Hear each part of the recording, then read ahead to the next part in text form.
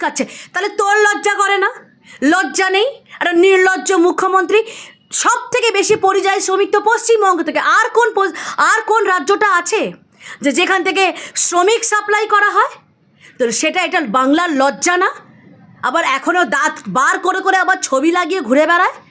আজকের দিন নাই, বাঙালি অবাঙালিটা অনেক আগের দিন থেকে কিন্তু চেষ্টা শুরু করা হয়ে গেছে এই কাংলা পক্ষকে নামিয়ে, এই জামাত পক্ষকে নামিয়ে। সেখানেও সাকসেস হতে পারিনি। এখন কি করছে? উস্কাচ্ছে। তাহলে এই জঙ্গি জামাত আর এই রোহিঙ্গাদের সেফেস্ট প্লেস কলকাতা, এখান থেকেই সাপ্লাই হয়।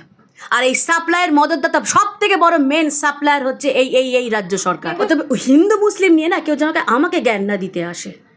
আমার 10টা বন্ধু আছে, এই সামনে রাখি আসছে, আমি আমার ভাই আছে ফিরোজ, ওকেও রাখি পরাবো, ইবরারকেও রাখি পরাবো, জাভেদকেও রাখি পরাবো।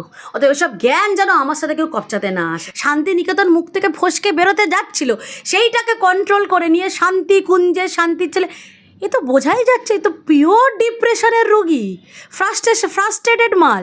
রেড়ির তেলে ফুলকো লুচিগুলো দেখো, সিকিউরিটি ছাড়া একটু ঘুরতে পারো তো যেখানে যাবে না, মুড়ো ঝাঁটা নিয়ে আর ছেঁড়া চটি নিয়ে না একদম বদন পালিশ করে রেখে দেবে।